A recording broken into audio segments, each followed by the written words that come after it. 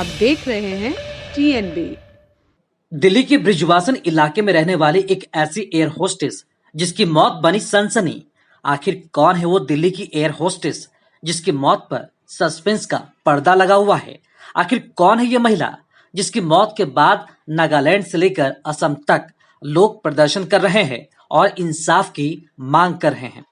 नाम रोजी संगमा, पेशा दिल्ली में गो एयर की एयर होस्टेस, मौत का कारण आइसक्रीम। यह क्या आइसक्रीम? क्या आइसक्रीम खाने से किसी की मौत होती है? जी हाँ, आप बिल्कुल सही सोच रहे हैं। क्या वाकई में आइसक्रीम खाने से किसी की मौत होती है क्या? हमें भी यकीन नहीं हुआ, लेकिन जो खबर सामने आई उसे सुनकर शायद आप भी यकीन नहीं करेंगे, क्योंकि हम सभी अच्छी तरह से जानते हैं कि आइसक्रीम खाने से किसी की भी मौत नहीं होती। तो फिर मौत का राज आखिर है क्या? तो इसे समझने के लिए आपको ये खबर सुननी होगी और समझनी भी होगी। विस्तार से हम आपको बताते हैं एयर होस्टेस के मौत का राज। पेशे से एयर होस्टेस रोजी संगमा नागालैंड के दीमापुर की रहने वाली थी और दिल्ली के ब्रिजवासन इलाके में अपनी बहन के बेटे के साथ रहती थी। घटना 23 जून की है, जब रोजी संगमा को अचानक हाथ पैर में तेज दर्द होने लगा और प्राइवेट पार्ट से ब्लीडिंग भी होने लगी। इसके बाद रोजी संगमा की बहन के बेटे सैमुअल संगमा ने अपनी मौसी को दिल्ली के एक अस्पताल में भर्ती कराया, जहां हालत बिगड़ने पर गुरुग्राम के अल्फा अस्पताल में उसे एडमिट कराया गया।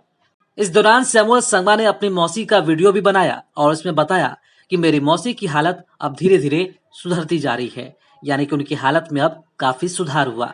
हालांकि इसके बाद अस्पताल के आईसीयू में रोजी संगमा को किसी ने आइसक्रीम खिला दी, जिसके कुछ देर बाद ही उसकी मौत हो गई।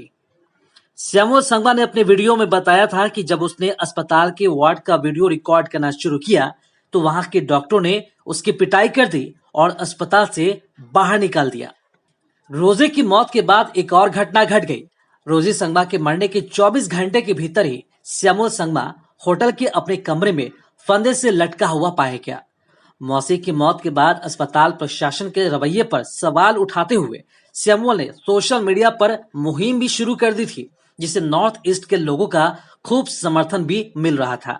लोग रोजी संगमा की मौत पर जांच की मांग कर रहे थे।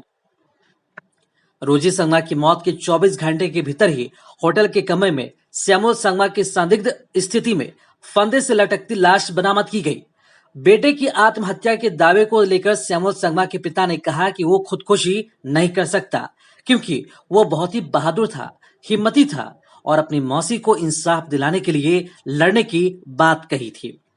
सैमुअल के पिता ने बताया कि 25 जून की सुबह को तकरीबन 5:30 बजे सैमुअल से उनकी आखिरी बात हुई थी, जिसमें वो मौसी की संदिग्ध मौत को लेकर काफी परेशान था और उसे इंसाफ दिलाना चाहता था।